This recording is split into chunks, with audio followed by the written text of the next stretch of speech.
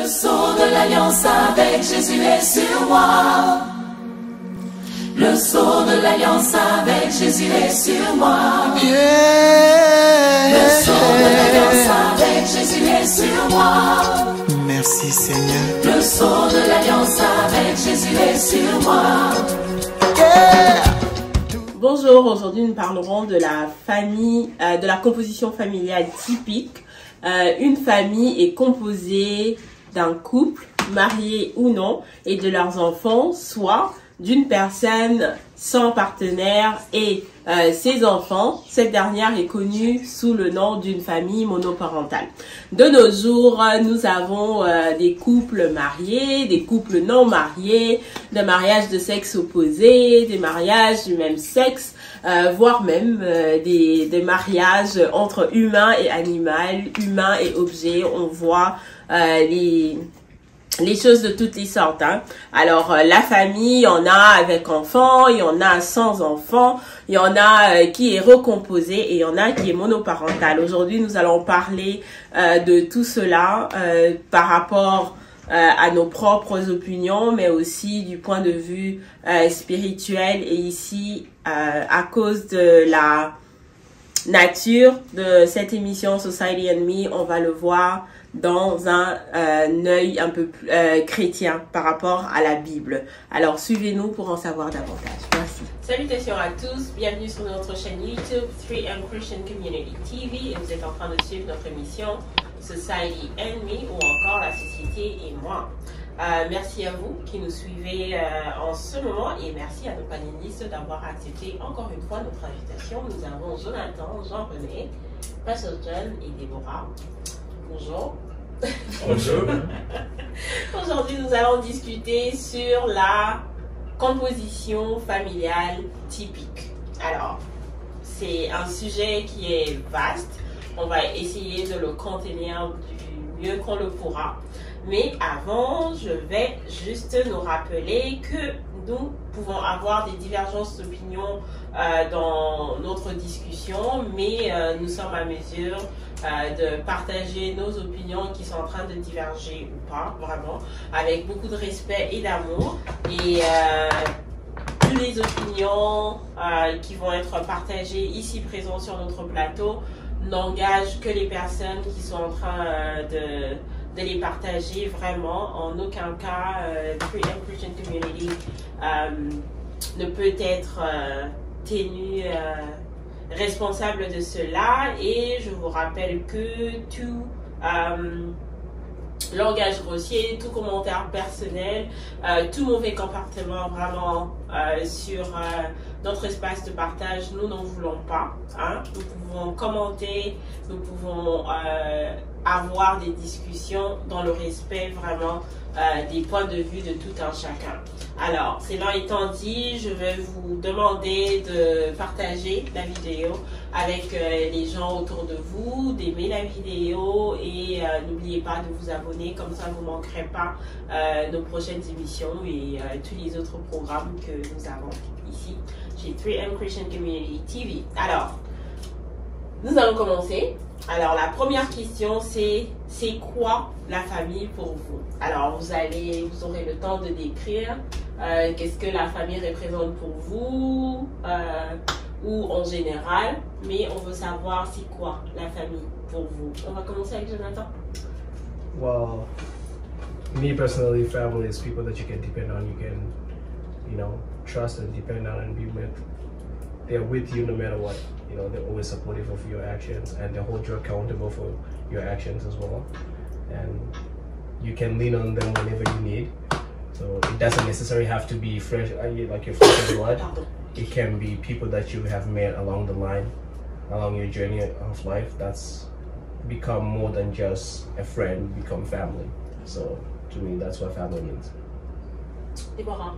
I think I would agree with Jonathan. Yeah, family is people that you can count on and trust, and know that like when the going gets tough, I think that's the term. You can always rely on them, and I think there's also an African saying, but I'm pretty sure it's Congolese, but it's like the family string never cuts. It just gets stretched or gets longer. So yeah, that's what family is for me. Jean-René, C'était pas encore, c'est quoi la famille pour vous? Décrire ce que ça représente. C'est vague, mais bon, anyways. Ça dépend, il y a d'autres personnes, la famille, il y a différents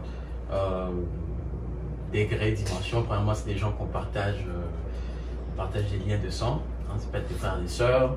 Génétiquement, on a des liens de sang. Ça peut être des frères directs comme ça. Et puis, il y a évidemment de cousins, de cousines, des oncles, des tantes. Donc, ça, c'est déjà au point de vue, comme dire, la première ceinture, c'est déjà la famille. Bon, après, au point de vue sociétal, si on veut, ce sont des amis, de personnes avec qui on a développé des relations d'amitié, des relations de fraternité, d'amour, et puis qu'on s'entraide, on a partagé des moments forts de la vie, et puis on tisse de liens tellement solides qu'on les considère comme des membres de la famille. Et puis, voilà, donc il y a ces deux dimensions-là, moi je dirais. Pasteur, pour vous? C'est quoi la famille pour vous? Pour moi, la famille, c'est tout ce que les amis viennent de dire. Peut-être que je vais me répéter en d'autres mots. Je définis la famille par rapport à ma foi. Et ma foi me dit que c'est Dieu qui est l'auteur, le début, le commencement, l'origine même de la famille. C'est quoi votre foi? Ma foi est chrétienne. Il y a le christianisme qui est, je dois ici signaler, n'est pas une religion, mais un mode de vie. Alors, quand je parle de ma foi chrétienne, je ne parle pas de ma religion, je parle d'un mode de vie, d'un style de vie, d'une ressemblance à celui qui est l'auteur et le Père de la créature. Alors, selon lui, parce qu'il est dit dans sa parole, au commencement était la parole était avec Dieu, et la parole était Dieu, et tout a été créé par cette parole. Alors, c'est ça l'origine même de la famille. Et il a pris l'exemple du ciel pour l'appliquer sur la terre. Nous retrouvons dans Genèse. Genèse qui signifie tout simplement un livre des débuts, un livre des origines, un livre de commencement. Il a dit, faisons. Et ici, nous voyons la famille céleste, le Père, le Fils, le Saint-Esprit. Un seul Dieu qui travaille sous trois aspects. Je n'ai pas dit que Dieu le Père, Dieu le Fils, Dieu le Saint-Esprit. Je parlais du Père, du Fils et du Saint-Esprit. Pourquoi? Je me répète pour être très clair, que quelqu'un ne puisse pas interpréter à sa manière. Nous voyons déjà la famille céleste. Et c'est dans cette idée, dans cette conception, qu'il nous a fait parvenir ici sur la terre. Adam et Ève. Et vous voyez tout au début, avant que Adam ne puisse avoir le corps, parce qu'il l'a créé à son image, il l'a formé de la poussière. C'est ça le processus que nous avons de la famille. Alors quand il l'a créé, il a dit, l'homme quittera son père et sa femme et s'attachera. L'homme quittera ses pères, c'est-à-dire son père et sa mère, et s'attachera à sa femme. Et les deux deviendront une seule chair. Or, ici, l'homme n'était pas encore formé, il a déjà été juste créé. Et il a dit, multipliez. Nous voyons la descendance. Nous voyons la progéniture. Et lorsque nous allons entrer dans la définition maintenant de la famille, nous voyons une parenté qui vivent sous un même toit, comme les autres l'ont dit. Et la deuxième définition, c'est les gens qui vivent sous le même toit, comme le dit l'Ancien Testament, qui est la parole de Dieu. Alors, de ces deux définitions, nous voyons déjà le démarquage de ce que va être les nuances. Et peut-être le problème que vous rencontrez la famille. Vous la définissez par rapport à Dieu, par rapport à votre pays, par rapport à votre nation, par rapport à votre tradition, par rapport à votre environnement, par rapport à quoi? Et c'est ce que Jean-René disait, il y a plusieurs façons de définir. Il les a jumelés et les scindés pour les résumer en deux. Alors, personnellement, la famille, c'est ce que Dieu dit qu'est la famille. Et ce que Dieu dit qu'est la famille, il dit à tous ceux qui l'ont reçu, il les a rendus capables de devenir enfants, non par la volonté de la chair et du sang, mais par la volonté ou la puissance du Saint-Esprit. Alors, le sang qui circule dans Pasteur John, c'est le sang qui a circulé dans Noé. La Bible dit à cette période, il lui restait juste 8 personnes. Noé, ses 3 enfants, Sem, Ham et Japheth, et leurs femmes. Et toutes les races que nous avons aujourd'hui viennent de là. Comment tu vas me dire que ma sœur Deborah n'est pas ma sœur? Selon ton interprétation, elle peut ne pas l'être. Mais selon Dieu, c'est ma sœur. Merci. Donc, non, mais il faut se donner, c'est la diversité. Ici aussi, il faut donner qu'est-ce que le Coran dit quand même. Le Coran et le Torah. Voilà pourquoi donc, on va être plus ouvert. Je vais donner les sourages. Vous pouvez continuer, puis je vais revenir sur. Alors, sur on va aller. Je voulais dire que chacun de nous a dit c'était quoi pour eux, hein, pour lui, pour elle, la famille, comment il décrivait la famille. Donc, c'est important de garder ça en tête parce que c'est ça qui va faire en sorte que le reste des comment je peux dire ça, des interventions vont vraiment être aussi reliées à cette image-là, à cette vision-là que chacun a de la famille. Donc la deuxième question, c'est de savoir pourquoi, pour ou contre les couples mariés ou non mariés. Et puis après, vous allez nous dire pourquoi vous êtes pour ou pourquoi vous êtes contre, si vous pourriez nous donner le choix. On parle de la famille, comment on appelle ça, les gens qui commencent la famille, c'est un couple, c'est 2 personnes, qui soient mariées ou pas, du même sexe ou du sexe opposé. Alors du coup, je pense que la question est importante. Alors, on veut savoir pour ou contre les couples mariés ou non mariés. Pourquoi? Expliquez-vous. Déborah, je commence avec toi. Je ne sais pas si j'ai bien compris la question. I don't know if I understood the question correctly. Are you against... ok. C'est ça, non? Oui. Pour ou contre les gens comme... family, you have like 2 people, you have a couple, right? And then for you, doesn't matter that they are married or not, and then why that choice?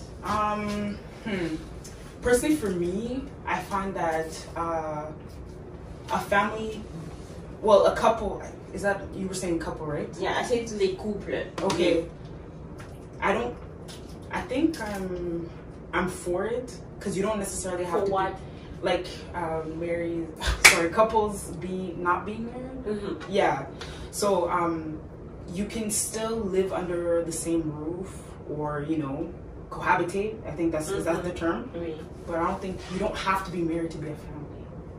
I think that's what I'm thinking. Yeah. You don't have to be married. Yeah. Est-ce qu'il y a une raison en arrière de ça ou?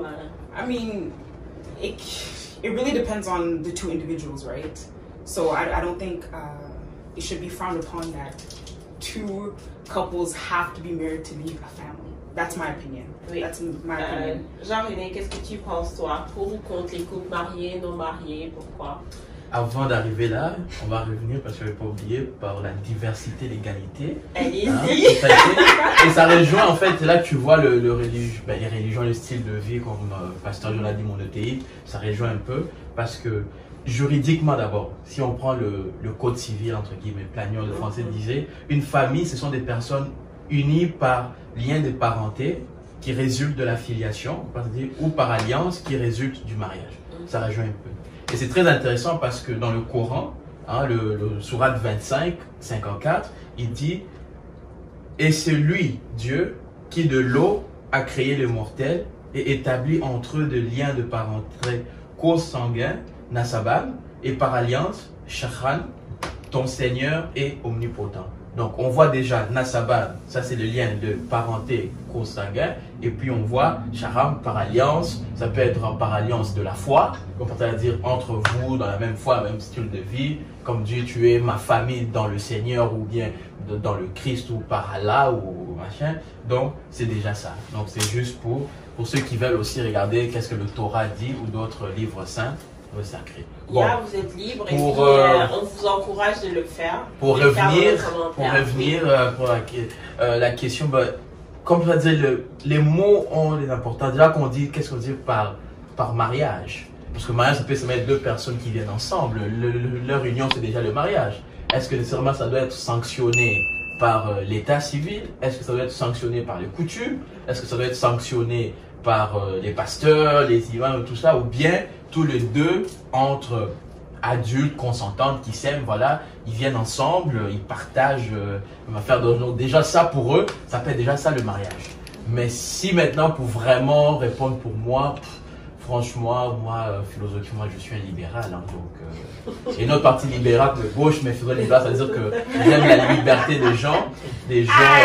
Vous allez dire quelque chose que tu as dit la fois dernière, là, tonton prostitué spirituel, là, maintenant, c'est non, c'est même parce que je dis non, je dis c'est que vous l'avez interprété. C'est-à-dire que je suis libéral dans le sens où de la liberté, et non les partis libéraux ou concernant, dans le sens de la liberté, je crois à l'autonomie de l'être humain, je crois à la liberté. Donc, moi, je me sens mal, comme je dis, je peux avoir mes valeurs, en fonction de voir mes deux personnes, des adultes, qui viennent ensemble, et qui sont sur le même toit, et puis qui partagent. Et si même le droit le dit, si de cette union-là, parce qu'ensemble, découle un enfant, c'est déjà une famille. Parce que lorsque se décide de se séparer, et ben s'il y a un enfant dedans, il y aura des obligations alimentaires, il y aura donc déjà on reconnaît que il y a, lorsque vous créez, il y a une procréation, devrais-je dire, ça fait déjà de vous une famille. Donc pour faire court, est-ce qu'il doit nécessairement avoir mariage? Ça dépend de ce qu'on définit mariage. Deux personnes dire que ben viens, comme en Lingala, nous comme on dit, Yakatovanda, mais Yakatovanda na Bisowana aussi, ça peut être notre union à nous. Voilà. Tu rajoutes quelque chose à cela? Well, I mean, I agree with what he said. So, in terms of like my opinion on it, y'all can do whatever you want. Simple as that. Simple as that. Do as you see fit. Because to me, who am I to judge you? Yeah. And as for me, I don't have no obligation to it. I can only do as my beliefs and my culture says, right? Because that's what I hold dearest to me. Right. So in my own lifestyle, in my own being, that's the way I would go. But hey, if you choose to do it the other way around, do you, boo boo? On va laisser à Pasteur John de donner la posture morale de la chose. Oui, Pasteur John. Oui. Mais avant qu'on aille à Pasteur John, je veux revenir sur Jonathan et Pitchen parce que je trouve un peu que vous fouillez un peu les questions trop là. Hein? Laissez-moi parler. Vous fouillez un peu trop les questions parce que vous voulez pas parler de vous en particulier et tout, mais je pense que c'est le fait de parler un peu de soi, c'est ça aussi qui fait la beauté, la richesse des discussions qu'on peut faire. C'est ça qui fait en sorte qu'on rajoute l'humain dans nos discussions. Sinon après, n'importe qui pourrait aller lire n'importe quoi sur Internet et puis ben, voilà, c'est bon. So, le but c'est vraiment aussi plus de dire, bah écoute, moi ce que moi, Patricia, je ferais c'est ceci, mais ça veut pas dire que j'impose ça aux autres. Moi, je comprends ce que vous êtes en train de dire, mais on veut aussi que vous essayiez de nous dire aussi, bah moi, je le vois comme ça. Mais après, vous pouvez rajouter votre free for all et tout ça là. C'est un peu injuste, vous voyez pas? Vous avez moi, pas moi, je t'ai dit comment on voit, parce que moi, je suis pas ici pour étaler ma vie privée. Personne n'étale sa vie. Je sais, non, je suis soucieux de ma vie privée. Si tu veux savoir ce que je ferais de ma vie privée, ben viens me draguer, viens me, ben, tu vas le savoir. Donc ça c'est autre chose. Si tu veux le savoir, viens. Une invitation dans mon intimité. Donc si tu veux savoir qu'est-ce que je veux faire, et là ça sera parce qu'il faut faire la casuistique de la chose, le cas par cas. Je vais pas juste parler comme ça. Parce que c'est ça aussi le problème. Parce que je peux avoir une idée, mais quand je me retrouve dans la situation, peut-être je veux réagir différemment. Peut-être je veux me comporter différemment. Donc c'est pour ça que je me réserve toujours. Donc j'appelle ça des réserves sanitaires pour empêcher de dire après tu rentres dans les ambiguïtés et dans des contradictions. Donc pour dire ce que moi je dis, je reviens encore. Moi je dis lorsque deux adultes majeurs vaccinés, je vais pas dire la Covid, vaccinés ou pas vaccinés, se mettent ensemble, décident de quelque chose qui leur convient, qui est bien pour eux, selon leur réalité. Après, qui suis-je moi pour venir les imposer quelque chose d'autre? C'est pour ça que j'avais laissé la différence à Pasteur Dion de nous donner un peu l'aspect moral, parce que dans toute chose, même on voit dans la politique, il y a des gens qui vont vous donner la position politique, la position qui est politique, politicienne pour essayer de faire, et on a des gens comme Pasteur John, qui sont des gardiens dans la cité, qui vont vous donner la position morale, la position que devrait être. Donc voilà pourquoi je veux laisser à Pasteur John de nous dire comment ça devait être, et moi je prends un côté politique pour rentrer dans, pour apaiser tout. Bon, apparemment j'ai un nouveau assistant. Je suis très content d'écouter les échanges qui sont en train de se passer, très édifiants, parce que nous les voulions ou pas, ça nous rapporte à Dieu.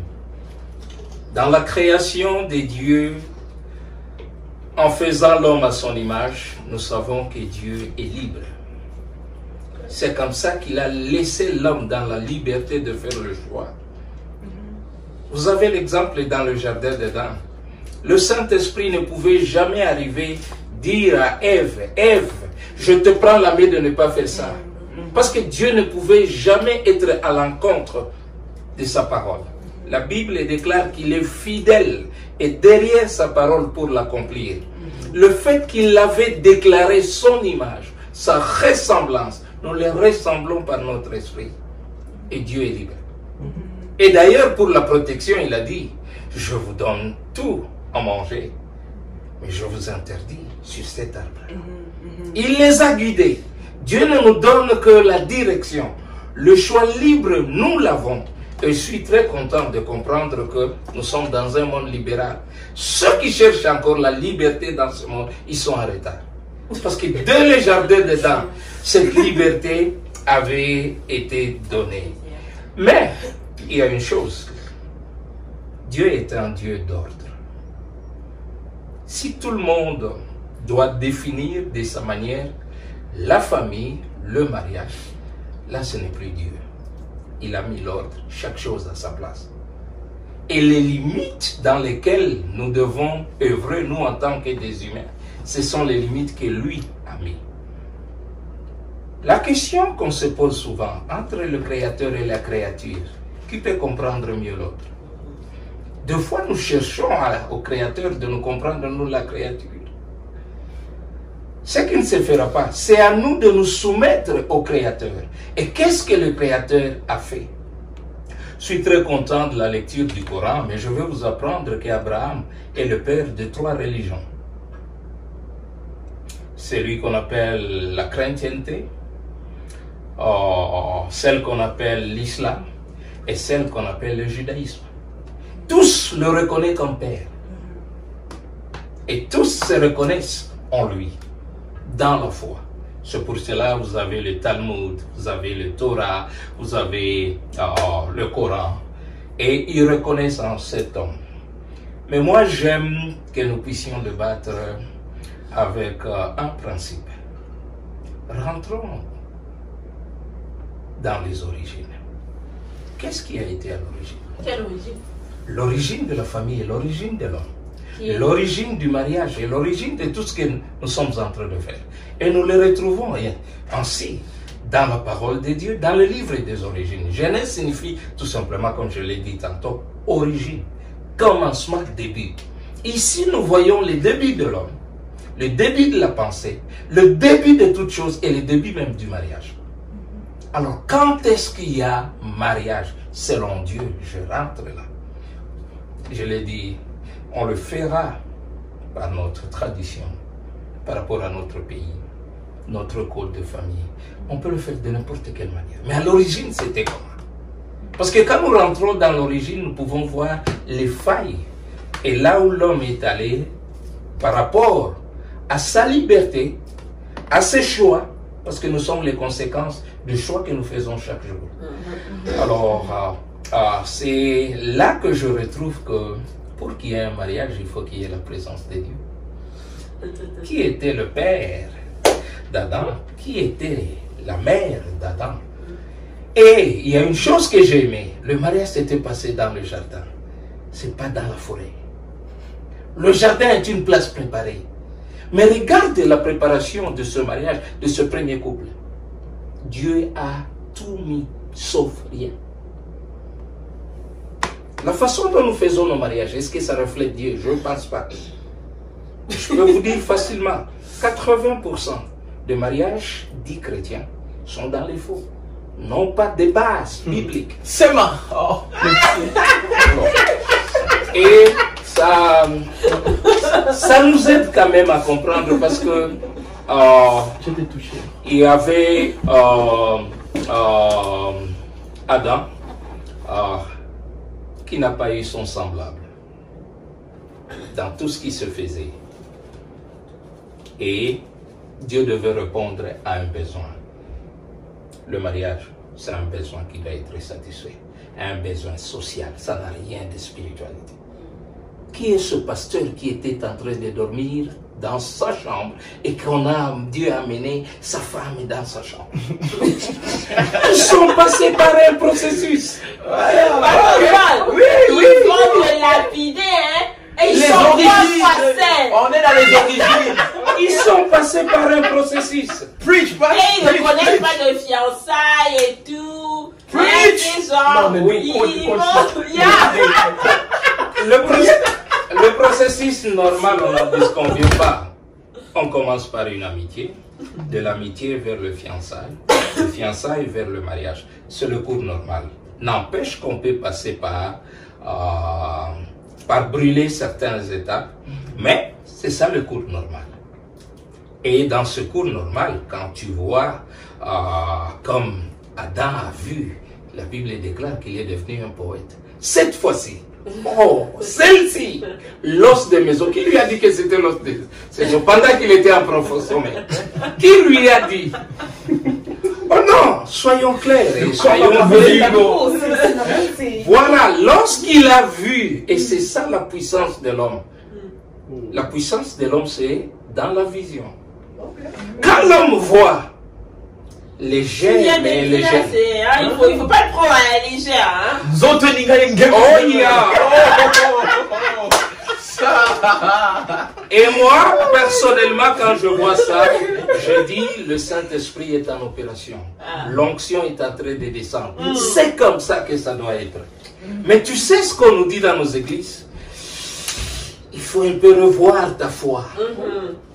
Imaginez quelqu'un qui a reçu le Seigneur à 12 ans. Arrivé à 18 ans, quand il commence à dormir, il voit l'homme, il voit la fille. La personne vient à l'église pour voir le pasteur. Le pasteur lui dit, il faut beaucoup prier. Mais pasteur, la personne est en train de grandir. Il n'y a rien de péché, il n'y a rien de mal. Il n'y a rien de mal. Qu'est-ce que tu veux que la personne puisse voir? Non, la personne voit la personne qu'elle a vue. Et la Bible dit dans la multitude de pensées, il peut y avoir même des songes. Et la personne peut rêver. Alors, acceptons que c'est un processus normal. Je reviens dans le jardin d'Éden. Après qu'il ait dit que c'est l'os de mes os, la chair de ma chair et tout, qu'est-ce que Dieu a dit? Dieu a accordé. Je ne sais pas comment la société accorde aujourd'hui le mariage. Je ne sais pas comment la société définit. Tout ce que nous avons aujourd'hui, c'est apporté par les humains. Et si on rentrait à la place de Dieu, je ne pense pas qu'il y aurait beaucoup de problèmes dans le mariage ou dans la façon d'accéder au mariage. C'est dans les origines, il y avait la dot. Moi, c'est ça ma question.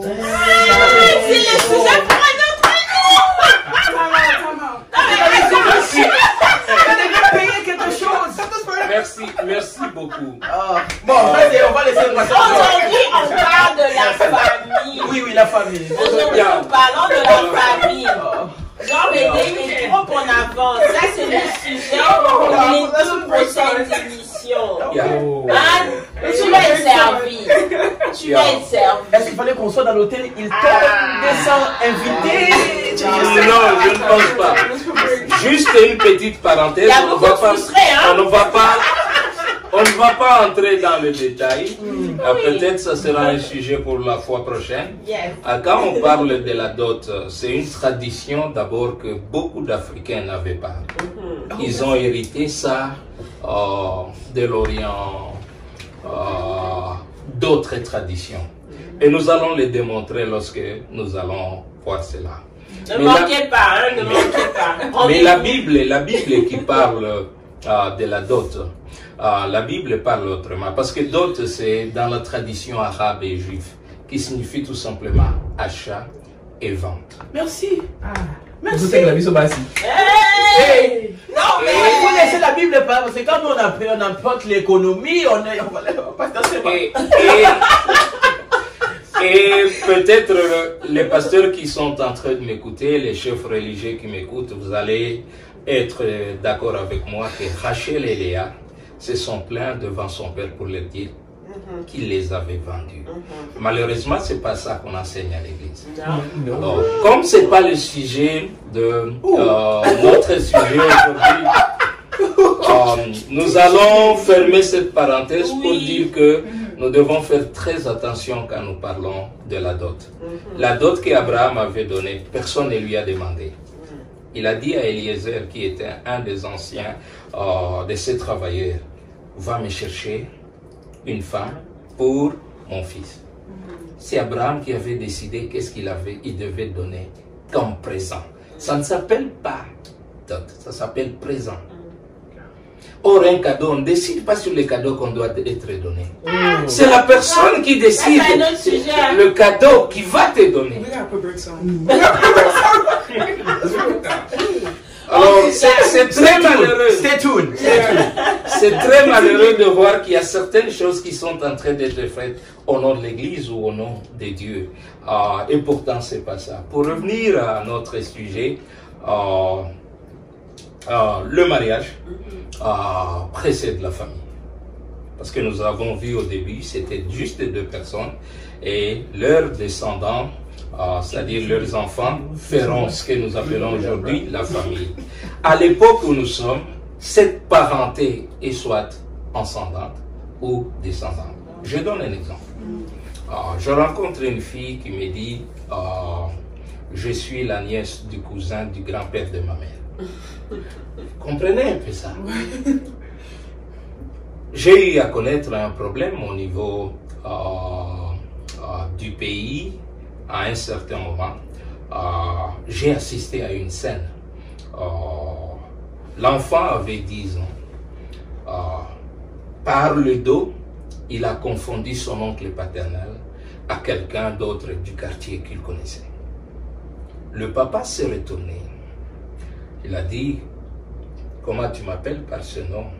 Puis il a dit, oh, je pensais que c'était l'autre papa du quartier. Le papa s'est retourné, il a dit, non, ça ne doit pas être comme ça. Comment tu dois me confondre avec quelqu'un d'autre? Moi, je suis de la famille. Je suis ton père. Qu'est-ce que ce papa a insinué ici? Peut-être tu me prends à la légère. Parce que tu me prends comme tout papa. Je ne suis pas tout papa. Il a commencé à questionner l'enfant. Ton père a dit qui est-ce que j'étais? Non, il a dit tu es notre papa. Comment je suis votre papa? La fatigue, je ne sais même pas. Et il a pris soin de commencer à éduquer l'enfant. Tu connais le nom de ton grand-père? Oui. C'est qui? Il a cité. Il dit, ton grand-père avait combien de frères et de sœurs? Je ne sais pas. Ok. Ton grand-père, tu as dit son nom, c'est tel. Il avait tel qui s'appelait tel, c'est son petit frère. Tel, c'est son grand frère. Tel, c'est sa grande sœur. Alors, celui qui a donné ton grand-père, c'est tel. La sœur de celui qui a donné ton grand-père, c'est ma mère. Alors, moi, je viens de la sœur, ton père vient du frère. Je ne me rends pas parenté à toi. Le sang. Alors il ne faut pas me prendre comme tous les papas là de la rue qui s'introduisent dans la famille. Je suis ton père de sang. Est-ce que tu comprends? La famille, c'est le sang. Donc, vous voyez, il y a beaucoup d'éléments que les gens considèrent comme famille. Alors, nous ne pouvons pas nous limiter juste à lire les définitions qui ont été écrites dans les livres. Jean-René a parlé, quand on est resté avec quelqu'un pendant longtemps, des amis, des gens qu'on a, par les circonstances, on s'est rencontrés, on est devenu une famille. Et cela nous donne droit à nous appeler famille. Okay. Yeah. Donc, ce qui comme nous ramène à la troisième question qui est: est-ce que vous êtes pour ou contre les couples? Je ne parle plus de mariage parce que ça nous emmène très loin. Alors, est-ce que vous êtes pour ou contre les couples du même sexe? Et expliquez-vous pourquoi. Donc, je peux reformuler ma question. Donc, pour vous, un couple, quand on parle dans le cadre de la famille, hein, parce qu'un couple, c'est juste deux personnes. Alors, dans le cadre de la famille, un couple devrait être, en tout cas devrait, pour vous, le couple, c'est deux personnes de sexe opposé ou deux personnes du même sexe, et pourquoi? Et je commence avec toi. Oui, je vais commencer. Touchy subject. This is very hot. really, man, I don't know. Okay, in the society we live today, Yeah. a couple can be from any gender. So it could be from the same sex, or it can be from opposite sex. In my beliefs, I feel as though a couple should be the opposite sex. That's in my opinion, based on my beliefs, based on my values and morals, whatever. It should be from the opposite sex. Est-ce que tu as quelque chose d'autre à ajouter ou bien c'est bon? I'm gonna leave it at that. I'm gonna leave it at that. No, don't be you first. This is a touchy subject. You want you first. Oh, you want me first? All right. Yeah. Well, in my opinion, right, I'm not against any other couples out there.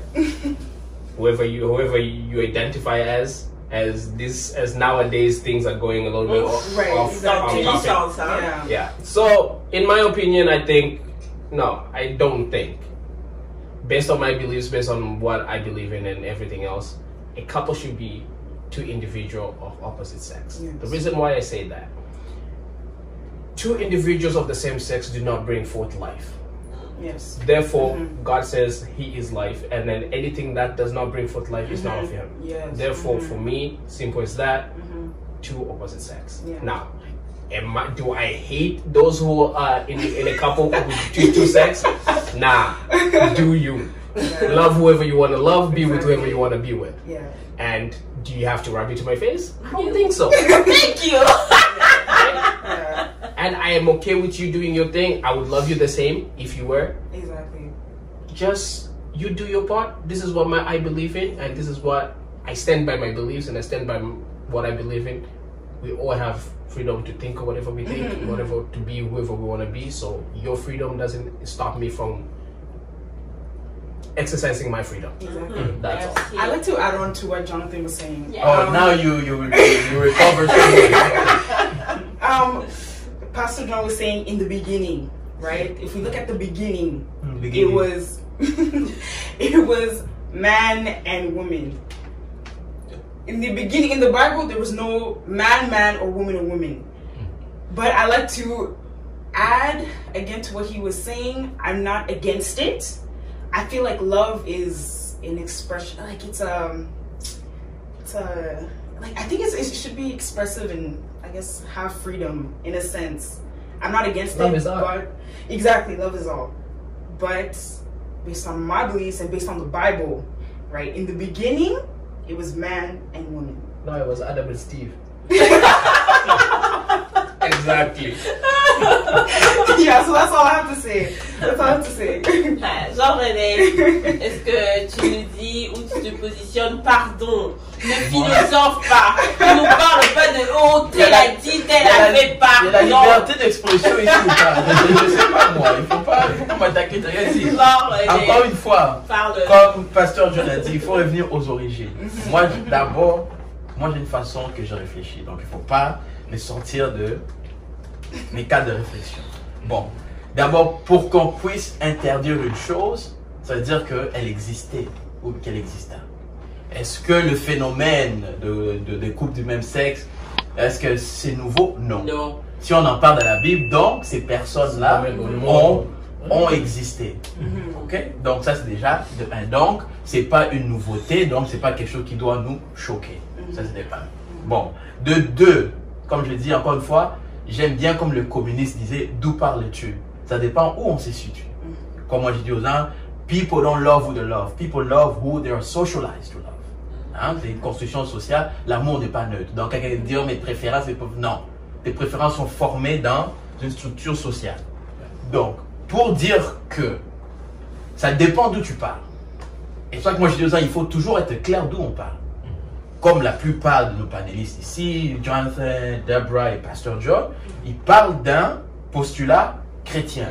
Donc, moi, ça ne va pas m'étonner qu'un chrétien te dit que je ne suis pas pour le couple du même sexe. Parce que si tu es un chrétien, tu dois suivre ce que la Bible dit. Si tu dévies de ça, techniquement, tu n'es pas un vrai chrétien parce que un chrétien, tu suis la Bible.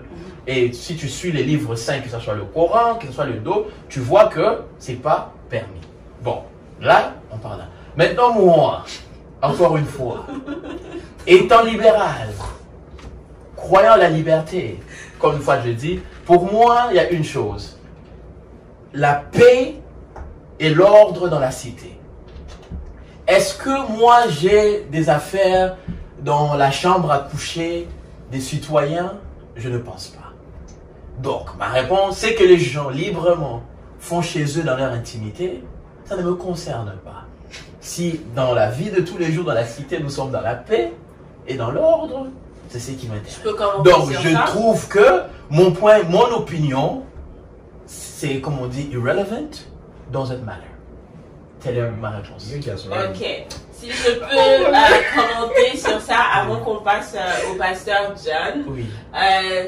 C'est bien, je suis d'accord avec tout le monde, vraiment, peu importe d'où on se place. C'est vrai que ça ne me concerne pas, vous faites ce que vous voulez. Moi, je suis très mal à l'aise avec comme la tendance qu'il y a de nos jours de vouloir carrément imposer les gens de parce que tu ne me supportes pas, parce que tu ne penses pas comme moi, bah forcément tu me détestes. Bah non, je te déteste pas, on a juste une divergence de choix, comme tu peux aimer le rouge, moi j'aime pas le rouge, j'aime le vert. Tu vois un peu? Je suis libéral dans mais c'est là, ça ne me dérange pas. Le commentaire que je voulais faire, c'était plus de quand tu dis, bah, ce qui se passe dans leur chambre, ça ne me concerne pas. C'est vrai, mais on le voit aussi à l'extérieur parce qu'il y a des gens il faut séparer qui, les individus ça devient et des inconfortable. lobbies. Non, il faut séparer des individus, des lobbies et des groupes de pression, des mouvements. Oh, je parle même pas du lobby. Attends, s'il te plaît. Mon commentaire, c'était pas vraiment par rapport même au lobby. C'était comme dans la vie de tous les jours. Quand tu vois, tu te promènes avec tes enfants et puis tu vois deux hommes, deux femmes qui sont en train de s'amouracher carrément dans la route et tout. Ben, ils sont libres de faire ce qu'ils veulent, mais ça commence à nous mettre mal à l'aise. Mais vous savez, madame, dans la vie de la cité, lorsque tu décides de sortir de ta maison, de te mettre dans la place publique, il faut, ça veut dire que tu consens à certains inconforts. Parce qu'il y a des gens qui sont autour de toi qui ne vont pas être comme toi. Donc tu dois constater un confort. Donc tu peux dire à ces enfants, ces personnes-là ont le droit d'exister, mais toi tu vas dire selon nous, notre tradition, notre foi, nous, on le fait de cette manière. Mais on ne peut pas non plus leur dire restez dans le, comme on dit, stay in the closet, restez dans la cale, le trou. Non, parce qu'ils ont aussi droit de citer. Donc, tout comme toi, tu peux, parce qu'il y a d'autres personnes aussi qui peuvent contre ta foi. Parce que les athées aussi existent. Ou bien d'autres qui disent il y a eu de croisades. C'est-à-dire que d'autres personnes peuvent dire que tu n'as pas le droit, qu'on a mis la liberté de culte aussi. Parce qu'il peut y avoir un président un jour qui débarque et dit moi je suis antichrist, donc tous ceux qui sont chrétiens ne doivent pas être là. Vous voulez prier dans vos chambres, mais je ne veux pas vous voir avec des églises et tout ça. Donc, je peux ne pas être d'accord, mais je vais toujours me battre pour que tu puisses exprimer ton désaccord. Donc, dans le sens où, si ça nous heurte, notre façon de voir, notre façon de vivre, on doit accepter que dans la vie publique, il y a des inconforts qu'on doit subir. Et de la même façon, de l'autre côté, moi, je trouve ça bien une personne qui doit forcer, quelqu'un qui te dit par exemple que j'ai rien contre toi, mais dans ma Bible, je trouve que c'est un péché ou quelque chose comme ça. Comme je dis, il faut comprendre d'où l'on parle. Si moi je parle de chrétien, je parle de ça, donc c'est un peu ça. Donc, il faut accepter l'inconfort dans la vie de la cité. Bien sûr, merci. Pasteur John, qu'est-ce que tu nous dis par rapport à ça? Pour ou contre le mariage de même sexe? Ou bien pour vous, ça dépend? Ou bien pour vous, ça doit être les sexes opposés? Qu'est-ce que vous nous dites? Je dois rentrer dans les origines. Oui, les origines. Pourquoi? Parce que avant que Dieu ne parle du droit, personne au monde avait osé parler du droit. Avant que Dieu ne parle de l'hygiène ou de la santé, c'est-à-dire de la médecine, personne. Les scientifiques n'ont jamais convaincu et contredit cela. Nous savons les bases pour qu'une science soit appelée branche scientifique. Et lorsque nous consultons les éléments qui font qu'une science soit une science, nous trouvons des failles lorsque nous nous ramenons dans la parole de Dieu. Ce n'est pas question de l'exposer aujourd'hui, mais je vais toucher sur le plan du droit. Le droit reconnaît qu'il existe un droit qu'on appelle le droit naturel. Et le droit qui nous régit, nous, en tant qu'individus, ça s'appelle le droit positif, qui est subdivisé en plusieurs branches. Les subdivisions peuvent être faites par les experts en droit. Je ne me connais pas dans le droit. Je connais une notion en tant qu'information. Il y a des experts qui peuvent nous dire parce qu'ils sont professionnels dans ce domaine. Mais dans le cadre du droit positif, ils savent que le droit civil régit les rapports entre les individus. Et parmi les branches du droit civil, nous avons le code des familles. Et dans le code des familles, c'est là qu'est défini presque partout au monde ce que le mariage et ce que la famille. Et ça se diffère d'un pays à l'autre, d'une province à l'autre, d'un endroit à l'autre, de circonstances et de tout ce que nous avons. Mais maintenant ici, j'aimerais que nous puissions parler du droit naturel, parce que c'est le droit que l'homme a trouvé sur la nature, que j'appelle le droit qui a été, qui est en application par rapport à la parole de Dieu. Ce droit, qu'est-ce qu'il nous dit par rapport au mariage d'abord? Parce que pour que mariage soit sanctionné mariage, s'il n'est pas fait par Dieu, il est fait par une législation. Législation qui accepte la coutume, qui accepte la tradition, qui accepte l'État, et à plusieurs échelons, à plusieurs niveaux. Je voudrais que nous puissions cadrer notre aussi conversation par rapport à des raisonnements qui sont beaucoup plus scientifiques. Parce que la science, c'est Dieu qui l'a créée. Et là, c'est un autre sujet qu'on aura à débattre. La vraie science, elle a été créée par Dieu.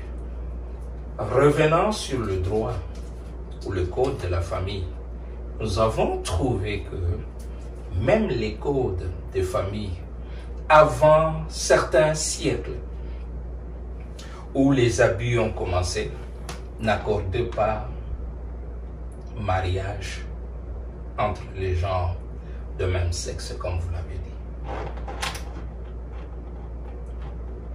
Et le frère Jonathan l'a même donné un exemple là-dessus. Il a parlé de Sodome et Gomorrhe.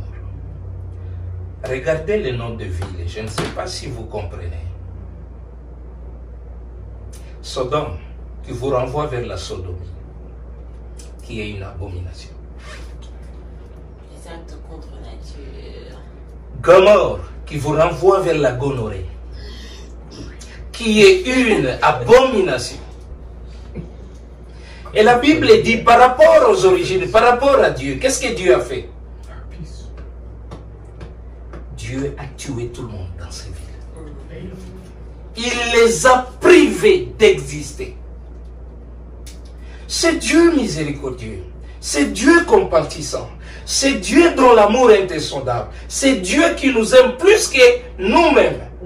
S'il arrive à le faire, rentrons dans Genèse chapitre 6. La Bible dit, à une circonstance, à une époque, Dieu a regretté d'avoir créé l'homme. Et la Bible dit, parce que le mal s'était accru. J'aimerais que nous puissions lire un passage avec vous dans le Nouveau Testament. La période après Jésus-Christ, parce que nous nous situons à cette période, pour voir ce que cette parole dit. Et nous sommes dans Romains, le chapitre 1er. Jésus est arrivé pendant que Rome dirigeait. Pourquoi pendant que Rome dirigeait? Parce que les prophéties avaient déjà dit que Jésus devait arriver à là. Daniel a vu une statuette. Et cette statuette, il y avait des figures. Et il a vu le bronze, il a vu l'or, il a vu tout. La tête et l'or qui représentait l'empire babylonien, dirigé par Nebuchadnezzar à cette époque. Après l'empire babylonien, c'était l'empire médo-perse qui devait prendre le pouvoir. Après l'empire médo-perse, c'était l'empire grec qui devait prendre le pouvoir. Et raison pour laquelle le Nouveau Testament est écrit dans le grec et un peu de l'araméen, mais l'Ancien Testament dans le hébreu. Après l'empire grec, c'est l'empire romain qui devait prendre. Et la vision montre qu'une petite pierre va s'élever, s'ériger en une montagne qu'on ne pourra pas. C'est Jésus. Et Jésus est venu naître à cette époque pour nous parler. Et ici, nous sommes en train de parler la lettre qui a été adressée à Rome.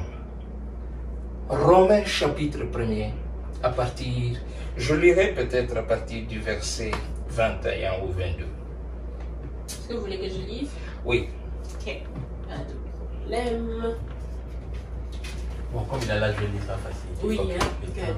À partir de 21. Oui, mais Ok. Pour Puis- la dite, oui. Ok. Yeah. Puisque, ayant connu Dieu, ils ne l'ont point glorifié comme Dieu et ne lui ont point rendu grâce.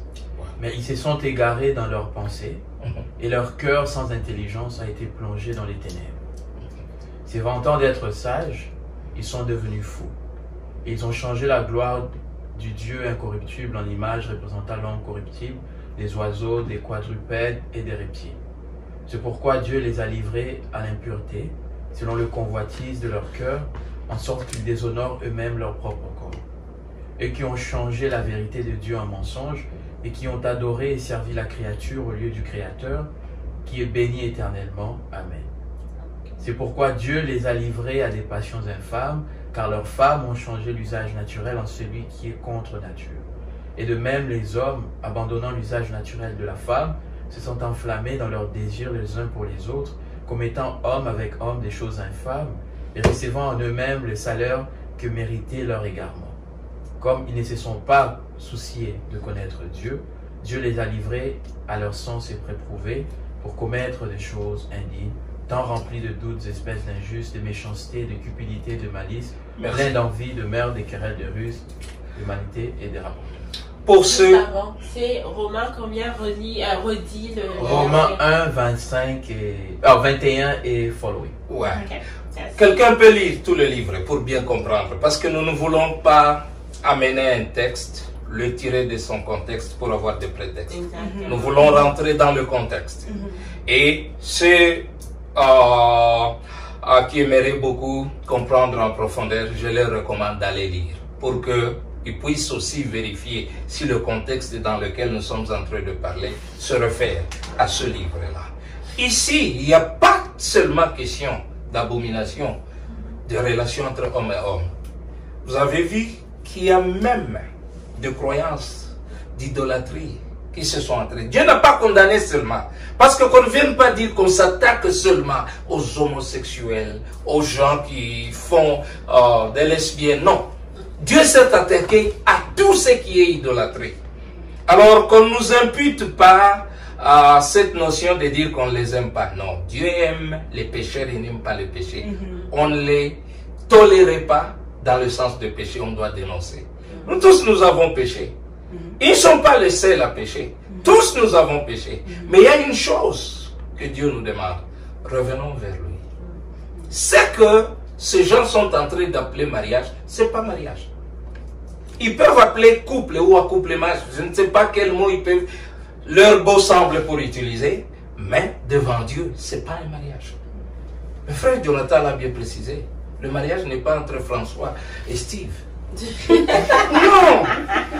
En tout cas, si je veux faire un wrap-up de nos 3 premières questions, c'était par rapport à qu'est-ce que la famille représente pour tout un chacun de nous. Est-ce que la famille, en tout cas les 2 personnes qui sont à la tête de la famille ou bien qui commencent la famille doivent obligatoirement être mariés ou pas, et on a discuté là-dessus. Et la dernière question, c'était vraiment, pour vous, un couple devrait être de sexe opposé ou de sexe du même sexe. C'est vrai qu'on voit maintenant qu'il y a d'autres gens aussi qui c'est l'humain avec l'objet, l'humain et l'animal, les choses vont dans tous les sens vraiment, mais on a parlé de ces 3 questions-là, juste là. Et si vous avez compris aujourd'hui, tellement que le sujet était entremêlé entre notre propre opinion, mais aussi ce que la Bible nous dit, donc notre rubrique de que nous dit la Bible aujourd'hui ne se fait pas d'une manière comme ça ne va pas être tout seul, parce que ça a déjà été comme donné, on a déjà parlé de ça par le pasteur John, par Jonathan, puis Jean-René et tout. Nous tous, nous avons parlé de ça déjà, donc nous savons déjà quel est le point de vue de la Bible par rapport à cela. Alors pour aujourd'hui, je vous remercie et je veux vous dire au revoir. On va se voir pour le même sujet, pour la deuxième partie. Alors je ne veux pas conclure parce que c'est pas fini, mais par contre je veux donner mes bénédictions pour cette première partie. Donc que l'Éternel nous bénisse et qu'il nous garde, que l'Éternel fasse luire sa face sur nous et qu'il nous accorde sa grâce, que l'Éternel tourne sa face vers nous et qu'il nous donne sa paix. Alors c'était Society and Me, ou encore La Société et moi, et nous vous disons à la revoyure. Que Allah, Kimbangu, Bouddha, Mohamed, tout ça vous bénisse aussi. La liberté, la liberté du culte. La liberté du culte. Merci. Que les ancêtres aussi vous bénissent. Ok, merci beaucoup. Mais c'est moi qui vais faire les mots ici. Voilà, donc ma bénédiction, elle est au nom de Jésus-Christ. Alors, voilà, c'est ce que je voulais dire. N'oubliez pas de partager cette émission, abonnez-vous pour ne pas manquer nos programmes et puis partagez autour de vous, likez. À la prochaine fois. Au revoir. Ciao. Le son de l'alliance avec Jésus est sur moi. Le son de l'alliance avec Jésus est sur moi. Le son de l'alliance avec Jésus est sur moi. Merci Seigneur.